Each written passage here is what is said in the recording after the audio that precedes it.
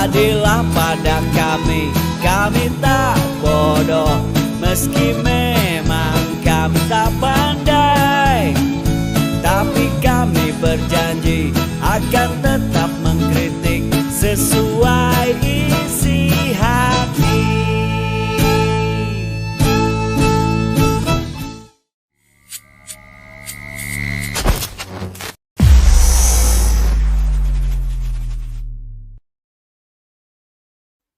Ya, bismillahirrahmanirrahim. Assalamualaikum warahmatullahi wabarakatuh. Semangat perubahan, salam kedaulatan rakyat. Sahabat Aja Channel semua, sebentar ya, saya sambil perlihatkan dulu, persiapkan dulu. Oke.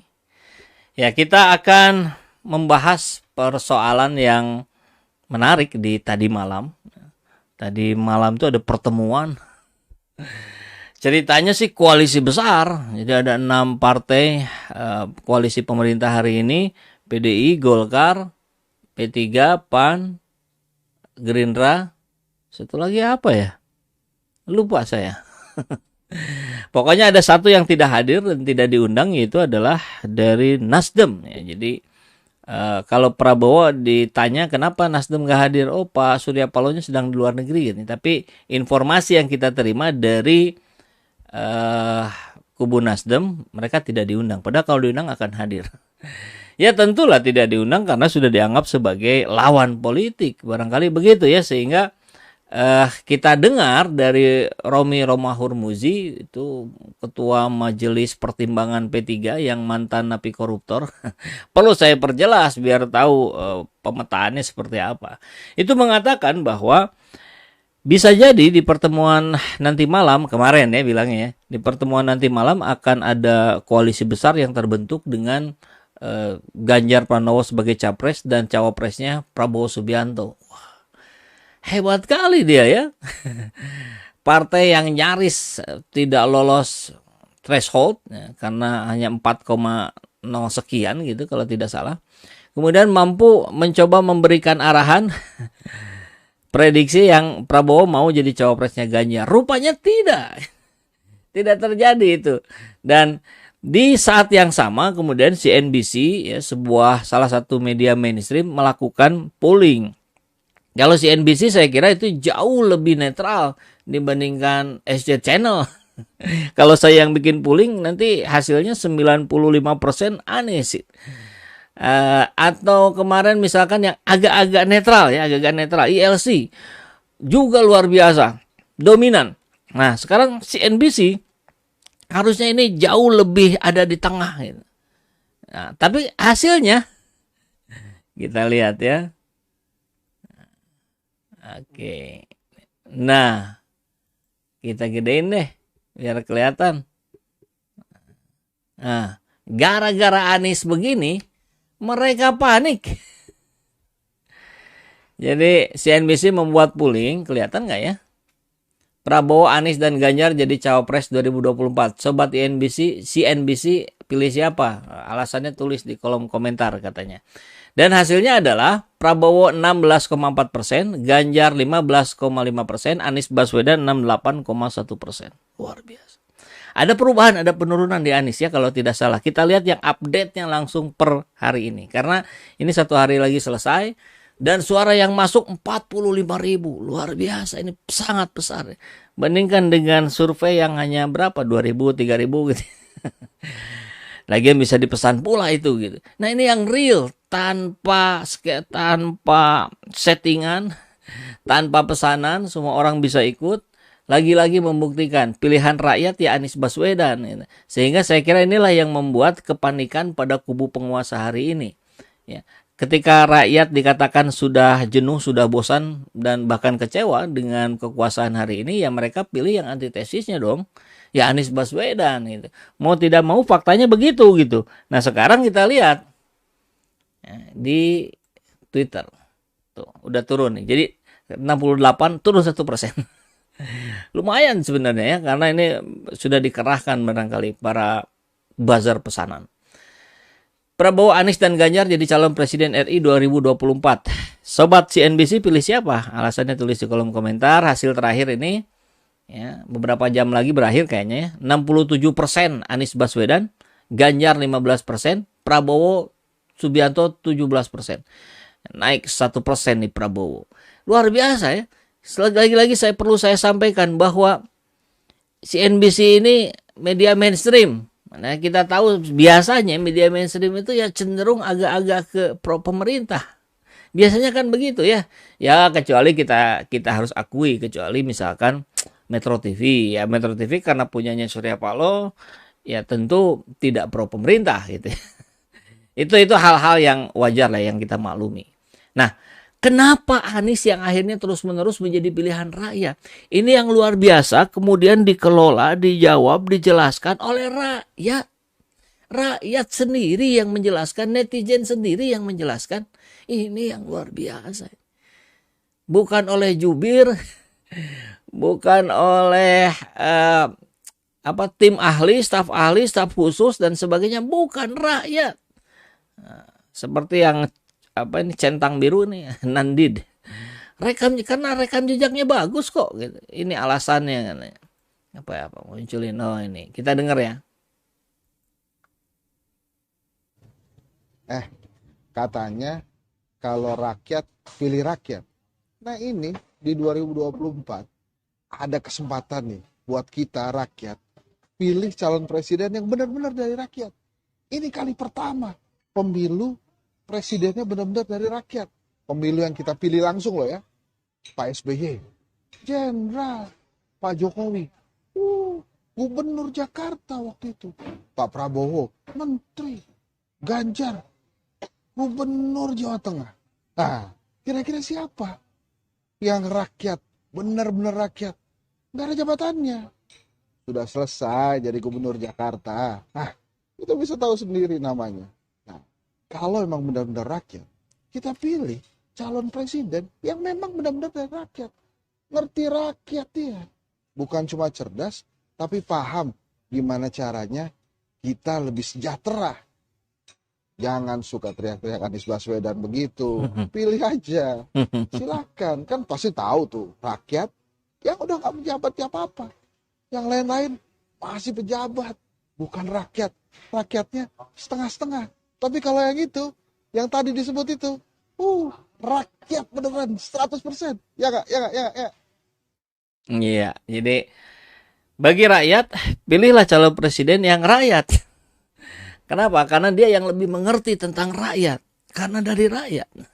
Luar biasa ya, ini Henry Satrio ya. Alasan satu dari ratusan atau bahkan ribuan yang bisa diberikan.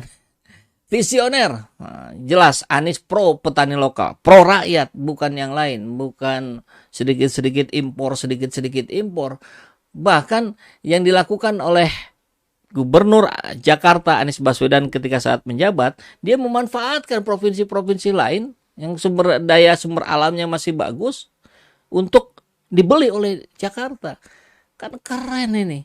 Baru hanya ada di Anies Baswedan. Oke, penjelasan dari rakyat juga ini, bukan dari pejabat. Nah, Anies itu cerdas, bijak, tidak arogan, tidak akan pernah membodohi rakyatnya. Punya kemampuan leadership yang kuat sehingga tidak bisa didikte. Dan dikenal dunia internasional. Kemampuan komunikasinya bagus sehingga akan membawa Indonesia lebih maju lagi di kancah internasional. Begitu barangkali ya. Dan kita lihat bagaimana keberanian Anies Baswedan ketika mendapatkan tekanan dari Luhut Binsar Panjaitan. Mudah-mudahan ada videonya ya. Ini membuktikan keberanian dia, ke leadership dia yang begitu kuat. Nah ini nih. Saya sekampung beli Anies sebab ini. Nggak kebayang saya. Kalau yang digertak Lord Luhut ini, gubernur yang di Semarang, bisa kencing dalam sempaknya dia. Tapi Anies kalem dan senyum. Tapi pasti LBP nggak berkutik. Nyungsep katanya. Kita lihat. Namanya Pak Harto, jam SBY, dilakukan sekarang. Jadi salah di mana? Nah, kesan yang kita tangkap, gubernur terpilih agak resisten dengan ya, kalau dia resisten, dia lihat aja. Silakan aja dia tunjukkan resistensinya di mana. Saya nggak ada urusan. Tapi jangan bilang-bilang terima macam-macam sama saya. Kejar siapapun dia. Kalau mau duduk lihat baik-baik. Jangan aneh-aneh. Ya, siapapun dia. Jadi ini semata-mata hanya melanjutkan apa yang sudah dilakukan dan untuk kepentingan kepastian investasi. Ya, secara profesional saya pertanggungjawabkan itu. Ya, secara profesional saya pertanggungjawabkan itu. Siapapun dia. Mau siapa dia ngomong sih? Jangan asal ngomong aja Republik ini, dia pikir apa dia? Emang dia siapa? Ngomong yang benar gitu.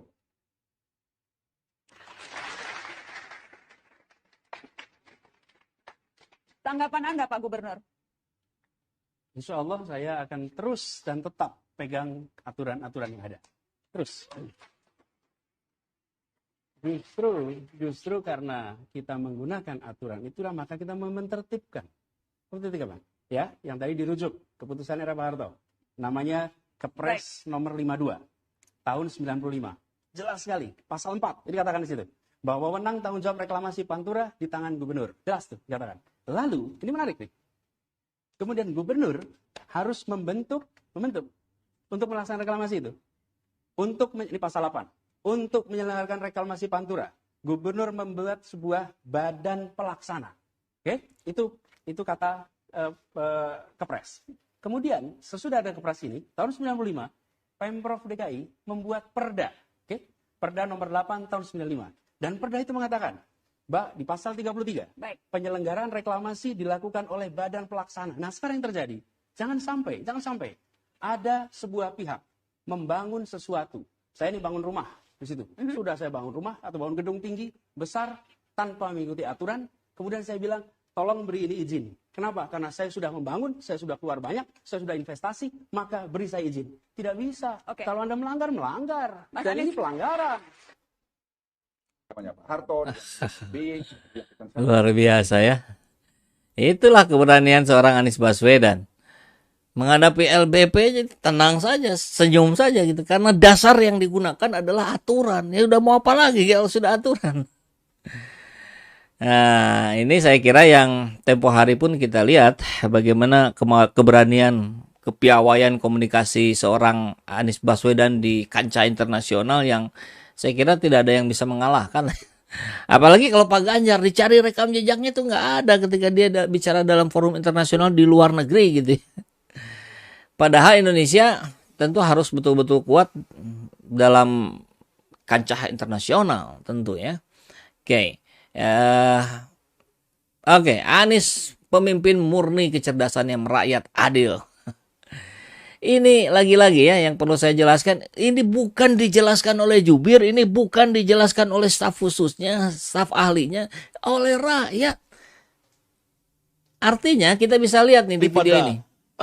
Saudara Eko, ya saya tidak percaya 100% dengan survei-survei yang dilakukan oleh lembaga-lembaga survei yang sekarang ini secara bukan. Kenapa saya ragukan? Karena saya mungkin satu-satunya doktor yang menguasai ya riset kuantitatif. Karena saya itu di FISIP UI itu, hampir tidak ada di FISIP UI, mungkin tidak ada yang berani mengambil riset kuantitatif untuk disertasinya. Cuman saya yang saya tahu sampai sekarang, riset kuantitatif. Jadi secara metodologi itu saya ragu.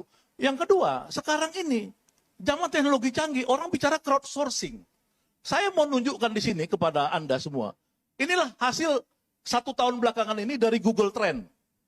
Ya, ini kalau bisa di-shoot dekat, ini Google Trend itu jauh sekali antara Anies dengan Prabowo dan Ganjar. Itu udah jauh sekali. Ini yang asli, ini di dunia ini sekarang 150 juta pengguna media sosial, 150 juta pengguna HP, Android dan ini menunjukkan Anies ini udah jauh di atas mereka. Lihat Bapak, lihat, udah jauh sekali. Ganjar setengahnya Anies, nyungsep, ya Prabowo juga nggak berkembang.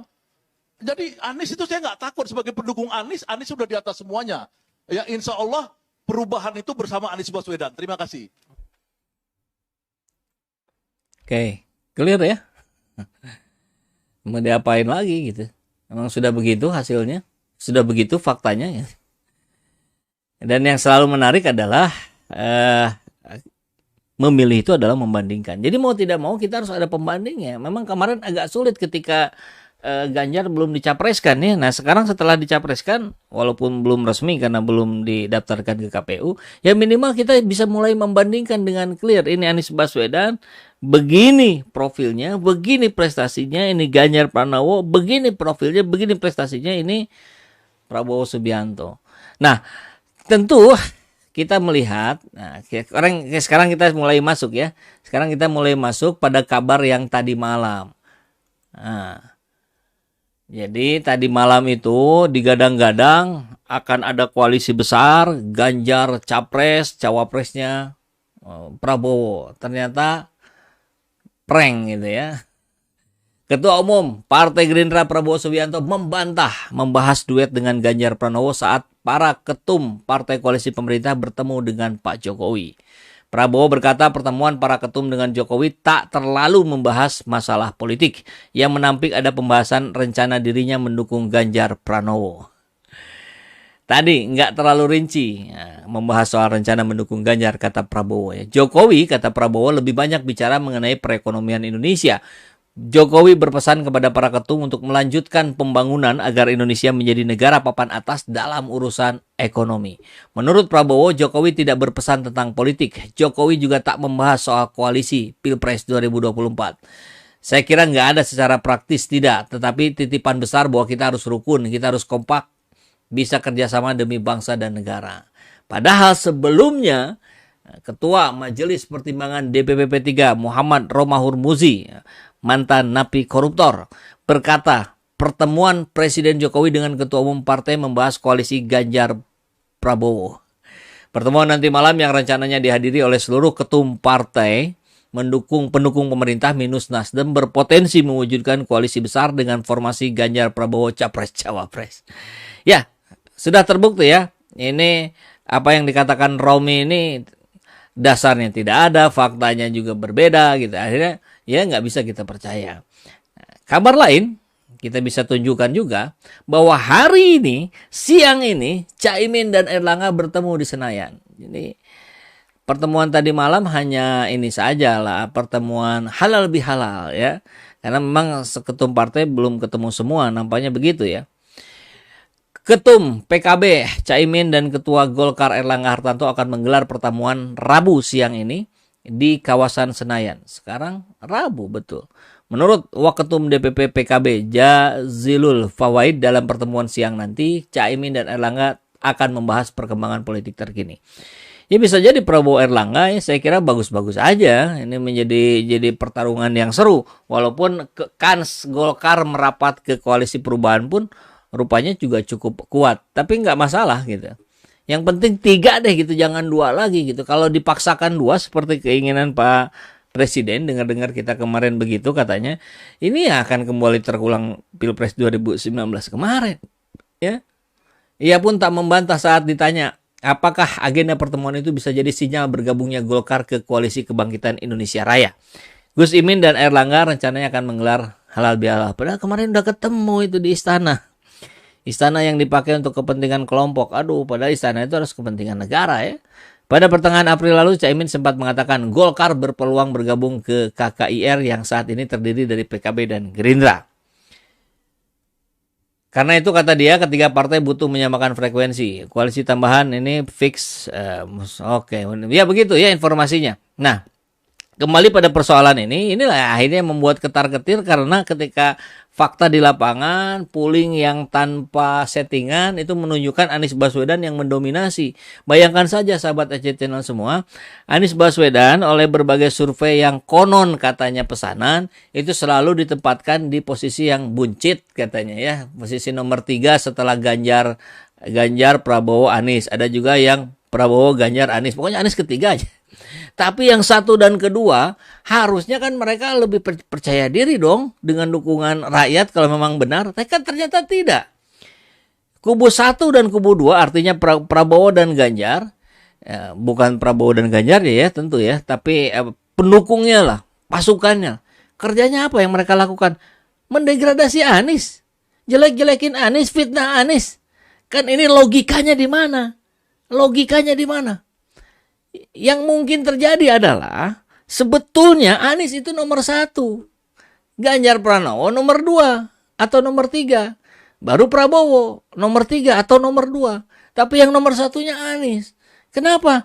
Ini rakyat juga bisa melihat dengan clear. Kita melihat dengan jelas di sini yang dihantam terus-menerus tuh Anies. Artinya apa? Fakta sebenarnya Yang tertinggi itu Anies. Itu sudah sangat cukup lah ya untuk kita lihat realitanya di lapangan. Silakan Bapak Ibu yang tidak percaya turunnya ke lapangan. Jangan turunnya ke Instagram, jangan turunnya ke media sosial gitu. Walaupun media sosial juga sudah menunjukkan hal yang sama gitu. Tapi kan framing dengan mudah dilakukan melalui apa hari ini? Media sosial. Maka itu pula SJ Channel ada di sini untuk mengkanter narasi-narasi negatif, narasi-narasi hoax, narasi-narasi fitnah terhadap Anies Baswedan. Itu fungsi kita ada di sini. Salah satunya tentu ya. Nah, kembali lagi pada situasi kita hari ini, tentu ini menarik sekali. Kita lihat bagaimana diskusi-diskusi yang terjadi. Mudah-mudahan rakyat semakin cerdas, bisa melihat fakta dan realita yang terjadi, tidak mudah terframing ya. Dan kita akan terus pantau, kita akan terus counter narasi-narasi yang menjelek-jelekan sesuatu yang bagus. Begitu ya. Terima kasih sudah membersamai saya. Assalamualaikum warahmatullahi wabarakatuh. Semangat perubahan. Salam kedaulatan rakyat. Kalau mau ngopi, ada di sini nih kopinya. Ini gambar ini di sini ya. SJ Blended Coffee, sahabat perubahan. Ini coffee blended. Jadi kalau dibaca di belakangnya, ini original Cikalong Wetan. Profilnya medium to dark, prosesnya natural ya. Jadi blend robust ini untuk kita jadikan sebagai sebuah pergerakan kita dalam menegakkan keadilan. Baik, dan buat sahabat SJ juga gabung dengan saya dengan lebih intensif, itu bisa gabung di sebagai membership, sebagai pelanggan ya. Jadi nanti akan ada video-video khusus, akan ada diskusi-diskusi khusus, bahkan pertemuan-pertemuan khusus saya dengan sahabat SJ yang sudah menjadi member di channel ini. Caranya gimana? Ya kalau di handphone suka ada tombol gabung atau join. Nah, klik aja itu ya, kemudian ikuti petunjuk berikutnya. Begitu ya.